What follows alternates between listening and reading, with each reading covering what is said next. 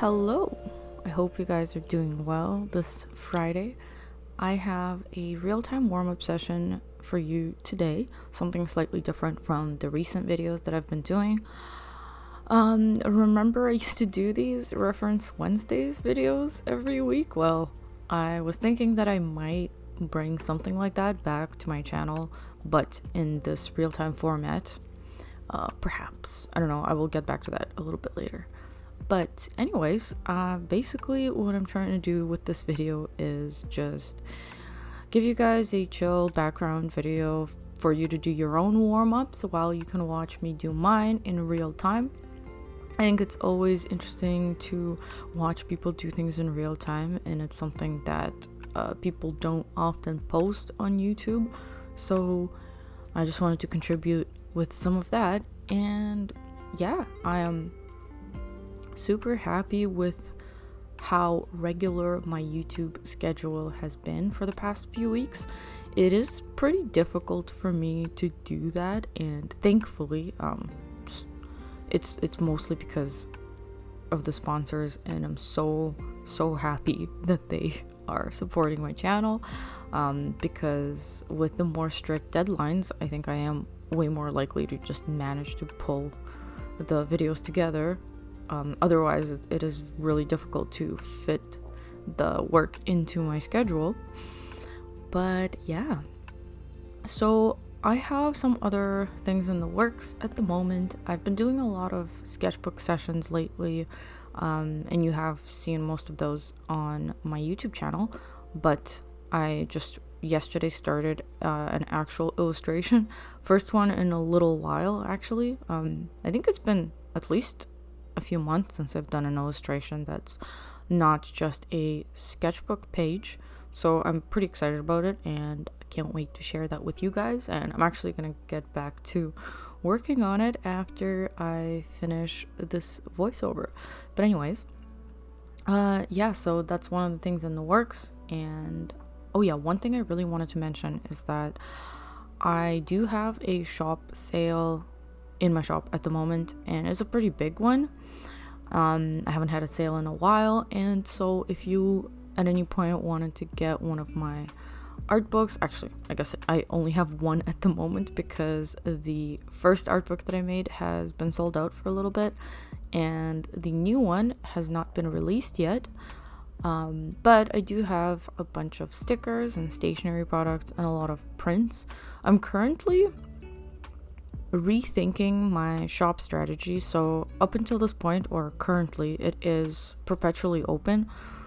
However, I am thinking that I might just close it and then have switch to a shop drop type of model, where a lot of my friends do this, where they will wait until they have a bunch of new products, and in the meantime they don't have their shop open, and then they will just open for a few weeks, and until,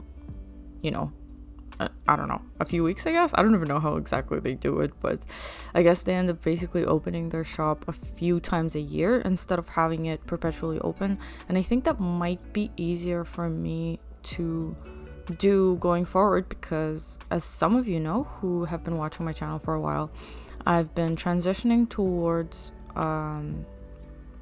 working on my comic series, which is something that I've been trying to do for a very long time, and I've been putting a lot more time into that lately, and it is really kind of difficult to juggle running a shop, packaging orders and sending them, and also doing YouTube and trying to work on my comic all at the same time. So I am thinking that maybe switching to the more exclusive shop drop model might help me with that. So yes, that being said, the shop sale will continue until December 10th. I just wanted to give people ample time just in case they wanted to get something. And then once I close it, I will probably reopen it again next year. So I don't know, maybe in a month or two. And I will probably discontinue a chunk of the prints that I'm currently offering. So one of the other things that I've been slowly working towards for the past few years was just transitioning away from fan art slowly, and there's some old fan art. Like, I don't want to be super strict about it with myself. Like, it's just so that it happens that I don't often feel like making new fan art anymore at this point in my life, but it does happen now and then. So I don't want to like completely bar myself from doing fan art or anything like that. But there is some pretty old artwork from, I guess at this point, like at least 8 or like 7 years ago or something like that, that I just wanted to kind of move on from, because I do think that the selection of prints in my art shop is just too big. There's just too much stuff, and I don't like that. Like, I mean I think it makes it like more difficult to choose, and yeah, overall it is kind of really hard to keep them all in stock, because getting small quantities of prints made is pretty expensive. So I think I'm just gonna kind of transition away from that as well. So yeah, I think on all fronts, the whole shop drop exclusive shop model sounds a lot more appealing to me at this time. So yeah, like I said, shop sale still on till December 10th, and you can check it out in my description. It's cosmicspectrum.art. That's my shop domain. Anyways, moving on. So what you're looking at here is just a warm-up session that I did. I think I did it like last week or something. I have a little bit of footage in the back, like saved up just for times like these when I'm in the middle of working on a bunch of stuff and I don't have anything ready for a Friday video, but I really want to continue with a regular posting schedule. And so I decided to pull out this back burner footage of some warm-ups I did a couple of weeks ago. And I used a reference pack from Studio Graffiti. Like I mentioned earlier, I used to do a Reference Wednesdays video series, maybe like a couple of years ago at this point, or last year. I don't know, time flies. But yeah, so I really did enjoy doing those videos, but the reason why I stopped doing them was because of the format, and it was pretty difficult to keep up with for me, because I kind of frame them as videos with tutorial / tip content, and because it was pretty structured, I had to carve out the time to do like scripts, and you know, I really had to think about it and like name all the tips, and it was just a lot of work. Basically, it was kind of similar. It was a similar amount of work to crafting a full tutorial. And because they were just free videos, I don't think it was the best use of my time, unfortunately. And so eventually I had to stop doing them because I just couldn't keep up with the schedule. And especially at this point, like writing video scripts is something I really want to never do again for the foreseeable future, because it's like, it's the same type of energy that's required to write a script for a video as it is for writing the script of my comic, or just writing in general. And I have to do so much of that for my comic these days that I can't spend any like writing energy on doing YouTube video scripts. And I do like just freeforming these types of videos and like, you know, doing a spontaneous voiceover like this, because I think it's just a little more chill and just sounds less contrived. And personally, this is the kind of stuff that I do like to have in the background of the videos that I watch while I work and do warm-ups and whatnot. So here we are. But yeah, like I mentioned earlier, I think I might want to bring back the Reference Wednesday series, but in this like chill freeform voiceover type of format, and just have the real-time footage. I think real-time footage is always nice to look at, probably very informative for a lot of people, and I don't even think it necessarily requires like a step-by-step tutorial situation, because if you can just watch the way that I tend to approach studies, you can learn a lot from that. Like that, I like to learn that way myself. Sometimes an explanation isn't even necessary. So there's that. I would love to know what you guys think about this idea of just bringing back the Reference Wednesday series with real-time footage. And speaking of studio graffiti, I actually haven't done that many warm-up sessions in recent times. Like I do some, but more often than not, I just tend to get straight to work, which is, an unfortunate habit that's difficult to break. But I just recently checked out the Studio Graffiti Gumroad page where they have all their photo sets, and honestly, there are so many that are looking amazing that I really want to try using. They just really took it to the next level. Like, I haven't checked it in so long, and I saw like 10 or 15 reference packs that I am super interested in using. They just look amazing, like ranging from the sets, like the Halloween sets that they've done look so fun. It actually really makes me want to draw those right now. But yeah, I don't know if I've mentioned this before, but I really love costume life drawing, so those Halloween sets are just looking perfect for that purpose. And so I do have a discount code for you guys if you want to get some of those Graffiti Studio packs. It is Cosmic Spectrum 20 to get 20% off. Hopefully it still works. It probably does, so check that out. I'll also put it in my description just in case you want to take a look. But yeah, so I am thinking I do want to do a lot more warm-ups going forward, because I do think I actually learned a lot myself from doing the Reference Wednesdays videos so steadily last time, and I'm always kind of in a mood to get better at drawing and improve my skills. So if I bring that back, hopefully that'll just organically happen with time. Yeah, one thing I wanted to talk to you guys about is the current state of progress when it comes to my comic series, Gloaming Veil, which I have been working on for, a lot of you probably know, a very long time. So what I've been doing for the past few weeks, aside from, trying to keep up with YouTube and doing like sketchbook spreads and whatnot, is organizing the stuff that I have so far that is written for Gloaming Veil, which is quite a lot of stuff. I honestly accumulated so many Word documents over the years, and I have mostly kept them in Google Drive up until this point. So there's got to be at least 20 documents or something, and it was getting a little bit difficult to navigate between them, especially since, I don't know, I have everything kind of in the same spot, whether it's notes or the script or the updated version of the script, etc. So I decided to find a program or an app that'll make things easier for me. And to be perfectly honest, I didn't do a whole lot of research. I didn't look into what the best stuff is. I have just heard a couple of times about this program called Scrivener from other writers, and that's the one that I decided to try. And I've also heard about Campfire Pro, I think it's called, is another program for world building / writing.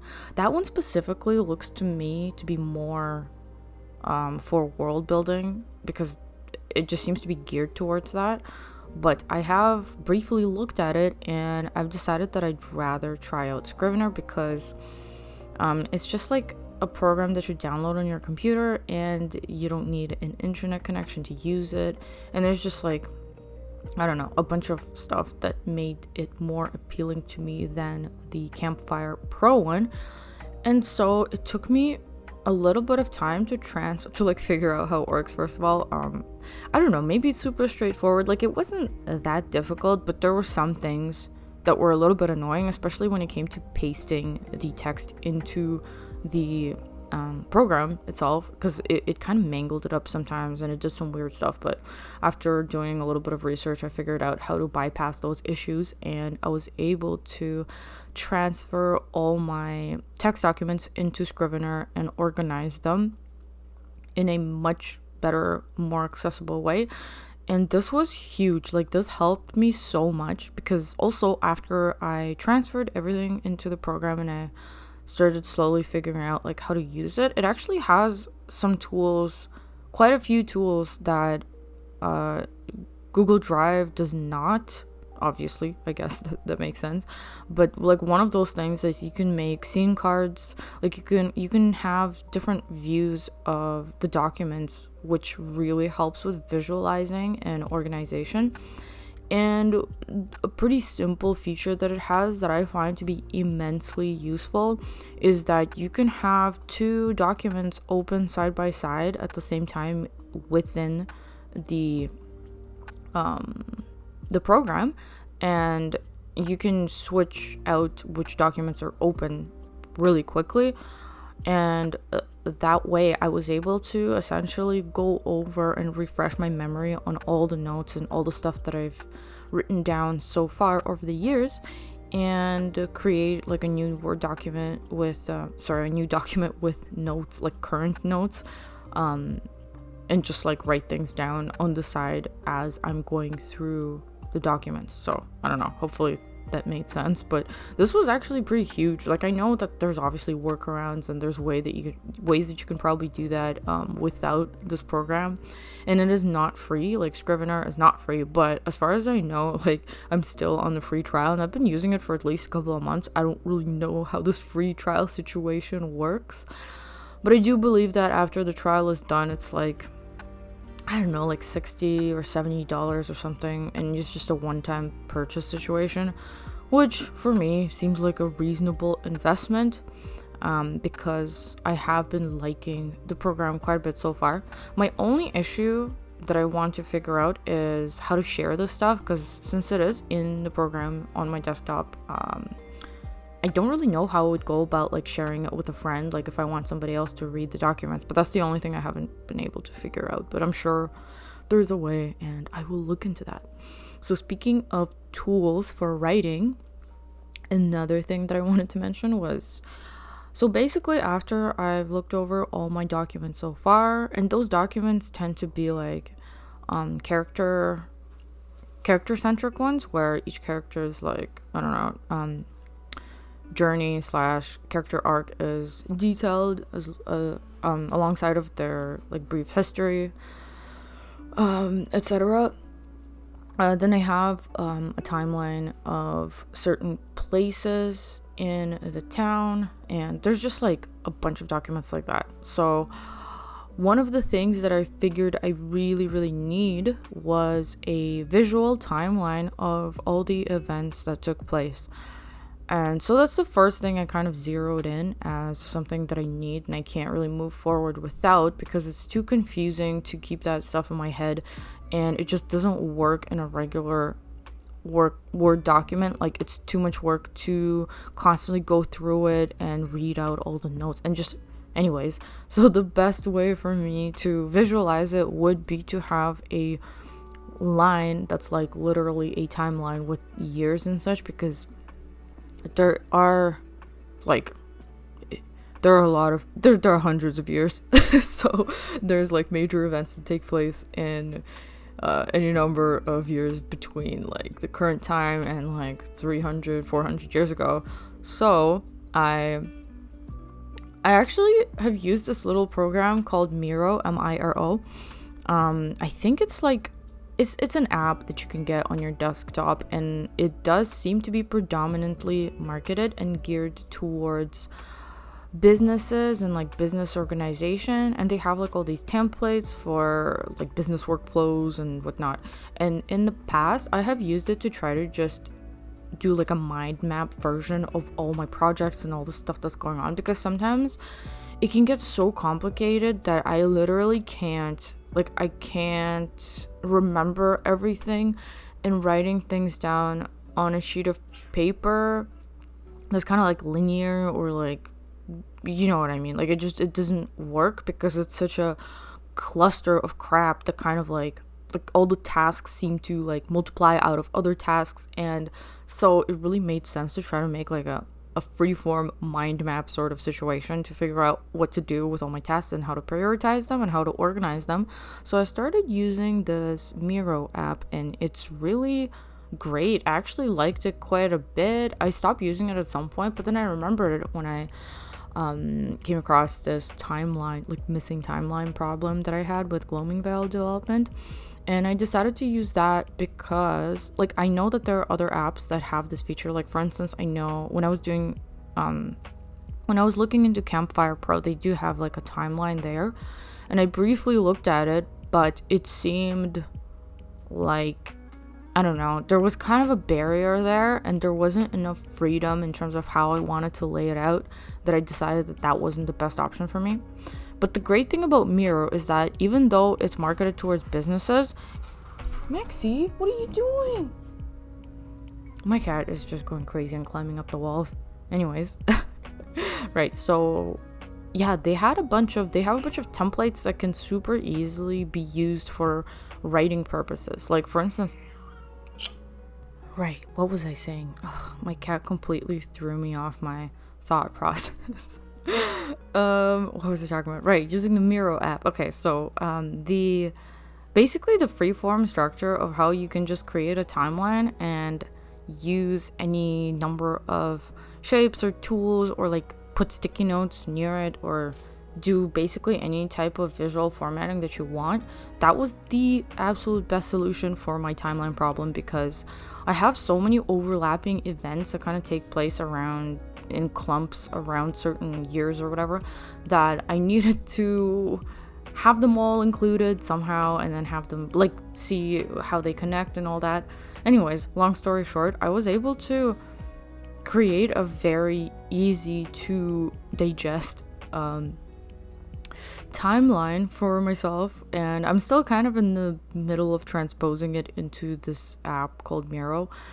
And as soon as I'm finished with that, like, while I was making this timeline, I realized that this is the perfect tool to use for character arcs as well, like to just put those in point form on a timeline and see how those will overlap as well. Because, like, as some of you may know, I don't have one clear-cut protagonist, and so one of the biggest difficulties about writing the story is because, like, first of all, it's not a graphic novel where it's one volume of a completed story.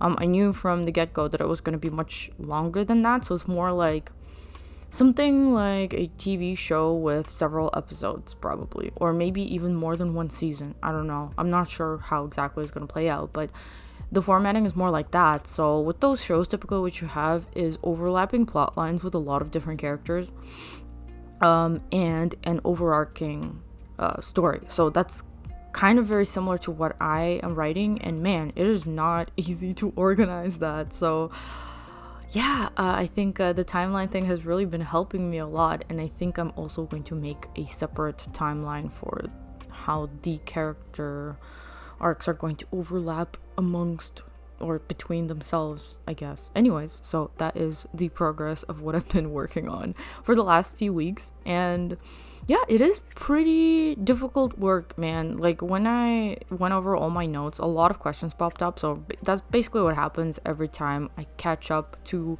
where I'm at in terms of progress. And I will have to answer a bunch of questions in order to move the story forward, or figure out what needs to happen or what needs to get resolved. And then aside from that, my current biggest task that I have is plotting out the very point form of the entirety of the first book, at least. Because I know that, well, I mean, I think it's going to be something like three books. And by book, I mean, who knows how many pages that will be. I guess by book, I mean like a story arc. So it's probably going to divide it into 3, as far as I know. And there is a lot of like unresolved stuff in between there. And I'm probably being extra cautious about this, but I don't want to write myself into a hole. So I want to have at least like a very general understanding of the major / big plot points. So that's the first thing that I'm trying to do. And by first thing, I mean, this is a little bit in retrospect, because I started writing the script quite some time ago, and I do have the first 3 chapters completely finished, like good to go. And one of my fears was that I might have to make some changes, like just in case something might not make sense in the future. I mean, I'm slowly letting go of that mentality, because I know that it's impossible for me to write the whole thing before I start, because if I try to do that, I would probably never start. So I'm pretty close, to starting now, because after I went over all the information and after I solved a bunch of things that were kind of unclear still, I realized that it did not require any changes to the first 3 chapters, and every time I read it over, it still seems pretty solid. So I think it's time to just proceed. So yeah, and once I finish doing the quick outline, I'm doing kind of all these things at the same time, so it's really not a question of doing one task at a time. It's a simultaneous situation where I'm working on multiple tasks all at once. And one of the things that I'm going to start working on very soon is actually on the production side of things, which is just basically taking care of all the missing character designs. And then once the character designs are good to go, I will probably need a couple of 3D models of the main locations. So yeah, that is currently where I'm at. I have made a ton of progress in the last few weeks ever since I started working on this. I mean, it really hasn't been very long, because up until, I don't know, basically I had some conventions going on, and then there was Lightbox Expo, and that was leading up to that, I really didn't have a whole lot of time to spend on working on the comic. But now, ever since I got back from Lightbox Expo about a month ago, maybe a little longer than that at this point, I've just been slowly ramping up the pace in working on this. And actually, one of the things that I wanted to mention is that I managed to do a couple of sessions of working from a cafe, and I think it is so productive.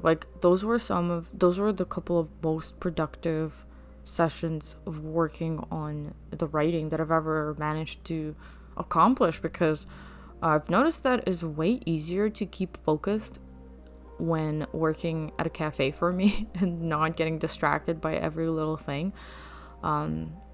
Just the number of distractions that happen at home is ridiculous for me. Even just being able to sit down, lay down on a couch or something, or being able to grab a snack, all of those are huge distractions. So yeah, I am planning to schedule in a bunch more working from a cafe type of situations going forward. And yeah, very excited every time I work on it. It's great. I don't really feel a whole lot of anxiety or anything like that. I feel pretty confident that I finally managed to cobble something together, you guys, after all these years. So yeah, and speaking of that, I think right about now or very soon is or would be a pretty good time for me to launch a Patreon, because if I do move on to or switch to the shop drop exclusive type of model where my shop is not perpetually open, I think that will take a hit in terms of income stability, and that is something I have to kind of address, because if I want to just focus on YouTube and the comic, which is my plan, I'm gonna have to safeguard my income a little bit as far as I can, at least. So I think that's where Patreon will have to come in, because that will not having to run the shop constantly will open up some of my focus, the free time, it'll give me some more free time to put towards the comic, and hopefully that will make the progress a lot faster, and then I can do the shop drops every few months, and that sounds like something that'll work a lot better to me. So yeah, there's that. And yeah, I mean, as far as what else I've been doing lately is I'm pretty proud of myself from staying away from distractions. So I think I've mentioned a few videos ago that I ended up uninstalling League of Legends again. I've been doing that on and off for the past couple of years, but it's been a few months at least, maybe, I don't know, God, it feels like forever since I've uninstalled it. But yeah, that helped a lot. I've been wasting a lot less time, and instead I've just been kind of focusing on reading, which really helps with writing. It's direct connection right there. And I've also kind of barred myself from watching shows for the most part, because I used to do this thing where Like, I would just binge shows on the weekend or something. And it would, and a lot of the time, like, I'm one of those people where even if I notice that I don't like something or like where it's going, for some reason I will still continue to watch it just so I can like gather all the intel on why I hate it so much. So really redundant, like, I don't know, it's like the worst use of my time. So I did that a lot when it comes to shows. And sometimes I really like to watch shows just to get the scope, like get the scoop on what's going on in teen or like young adult or whatever, like younger people oriented shows. I used to watch those a lot, and I think, as far as I know, like Gloamingvale sort of would fall into that category. Maybe it would be a little bit more mature, but generally speaking, yeah, it is like for younger people, because I mean the protagonists are teenagers and it's like an academy sort of thing. It is like tropey in some ways, which is totally fine because they're the tropes that I like, and there is a ton of media, like shows or books or whatever series that I love that have like the academy setting that has some sort of supernatural element. So that is kind of my jam. And when something comes out that's kind of within that vein, of course I love to check it out just to see how other people are doing it and, you know, whatnot. But a lot of the time I really hate those shows, man. Like, they're not good, according to my opinion, but whatever. There's a lot of things that I don't like that happen in those shows, and just like generally I feel myself so empty and depleted once I finish a binge like that of like a whole season of a show that I don't like, and it makes me just feel like shit, honestly. And after some time I figured that I really gotta stop doing this to myself, and so I've been a lot more cautious when it comes to picking which shows I'm going to binge. But one show that I was very interested in since I saw the teasers come out like a few months ago was Wednesday, the Netflix series. And I don't know, like, honestly, I was not holding my breath and I was not expecting a whole lot because of how many times I've been disappointed by these types of shows from Netflix in the past. Maxie, please stop it. Anyways, because of how many times I've been disappointed with these types of shows in the past, but I actually allowed myself to binge it a few days ago, and I really, really liked it. I think it's actually quite different from all those shows, like in a lot of ways. I'm not gonna go into too many details talking about that at the moment because I am actually making some fan art of Wednesday and Enid right now, and I'm really kind of excited about it, so I'll just talk more about the show, I guess, or what I thought about it in that video. But yeah, that was great. That was a binge that was totally worth it for me. I can totally see how it probably isn't like everyone's cup of tea, but it really kind of hit all the things that I like all the, I don't know how to explain it, but anyways, like in terms of everything that I like about this type of genre, or like the academy trope or whatever, it pretty much got everything right as far as I'm concerned. Yeah, so probably talk about it later, but yeah, that's the new thing that I've been kind of working on in the last, like, I started it the other day. Really, really excited to get back to working on that. And yeah, so back to the shop situation. I was just wondering what you guys think about running your own shop, like if you already have your own shop and how you run it. Obviously this is pretty specific to art related goods, I guess, but I've always been on the fence about like having the shop perpetually open versus having the shop drops, because like as a consumer, from a consumer's point of view, for me personally, when there are artists that do shop drops, it is a little bit frustrating for me, because for instance, if I come across an artist and I'm like, I love this stuff, I would love an art book, and then I go to their profile and I check out if they have a shop, and they do, and I click on it and it just says it's under construction, or like it's paused, and I'm like, man, like by the time that it opens, like I'm gonna forget about this. And this happens actually a lot. Like I'll just come across a new artist, I want to buy their stuff, their shop is closed, I can't, and then I forget about it, and it just never ends up happening. So I'm really kind of curious to know what that's like for you guys, because I mean, as much as having it open perpetually is a little bit difficult to keep up with, as a consumer, I personally prefer that. But I would love to know what you guys think about artist shops, and like what you prefer, and also what you prefer as a shop owner if you do have one, and like some pros and cons about how you like to run your shop. I am I do really kind of struggle with it in a lot of ways, because I really like making new products, and I just really love working on like designs and want to try new things and experiment with what types of products that I have. But unfortunately, organizing the timeline is like crazy. Like, it's next level project planning for me that I can't really seem to handle, in addition to all this other stuff that I'm trying to do. So like, if I wanted to plan a shop drop at a specific time and I wanted to have some sort of theme, that sounds like brutal. Like, I don't know, because manufacturing really kind of varies, and then you have to take like holidays into consideration, and oh my god, there's just so many factors that go into it that I don't even know if I have the capacity to like plan an organized shop drop.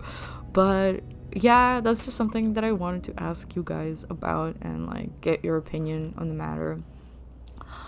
Yeah, and also I wanted to ask you guys what you think about sticker/pin clubs, print sticker clubs on Patreon, like as an option.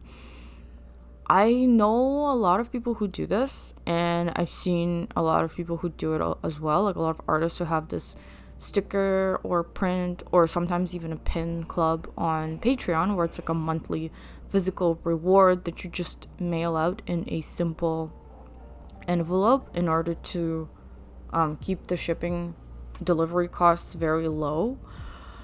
And that is something that I've kind of considered a lot over the years, because I personally really love the small little artist goods, like especially stickers, vinyl stickers, and little prints. I have a bunch of little prints up beside me on the wall, and I just love looking at those. I love switching them out for decoration. And so to me, it sounds like a pretty awesome idea. And I was just wondering like what you guys generally think about that scenario as well, because it's something that I was considering for a Patreon, but I think it would have to, like, I would definitely have to make my shop closed most of the time if I were to do something like that, because I think keeping up with that many things would definitely be beyond the scope of my abilities. Yeah, I feel like for years too, I've been kind of getting to a point where I could really use an assistant, but the biggest issue with me, like, I just don't know how many tasks I can actually delegate to an assistant, and whether it's something that's possible to be done remotely, which I don't think it is. And another thing is that, like, I don't have a studio, unfortunately, and the lack of space in my condo/studio where I live is a pretty big problem, because I feel like if I had to onboard an assistant, it would require for them to like show up here in person and do stuff alongside of me doing other stuff, and I don't know, it really sucks, because you know, I feel like I could use the help, and it would be nice to like hire somebody and, you know, expand the operation. But yeah, as always, it's like an organizational nightmare. So I don't know, do any of you guys have assistants? I know that a lot of people just like have friends and family help sometimes to like accomplish big shop drop tasks or something, but yeah, I don't know, something to look into for me eventually. Maybe when I have a studio space, or if I ever manage to get a studio space, that's something that would be worth considering seriously. But yeah, so here we are inching towards the finish line of this sketchbook study. Yeah, hope you guys enjoyed looking at the progress, and yeah, I guess I pretty much like let you all know what's going on currently and what my plans are for the future at the moment. And yeah, I will definitely, so let me just reiterate the questions that I had for you guys were: what do you think about shop perpetually open versus shop drops? Also, what do you think about Patreon sticker slash print club? Is that something you would be interested in seeing from me? Like what you think about it in general? Is it an idea that you like? And what was the third thing that I wanted to ask you guys? Oh yeah, wait.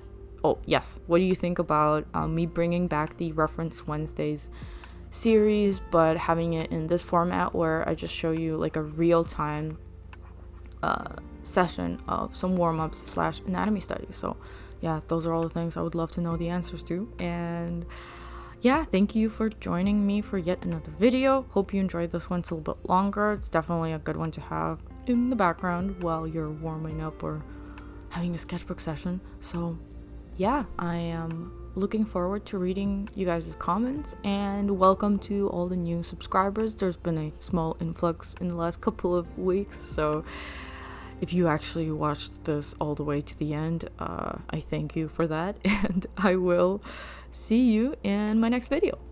Bye!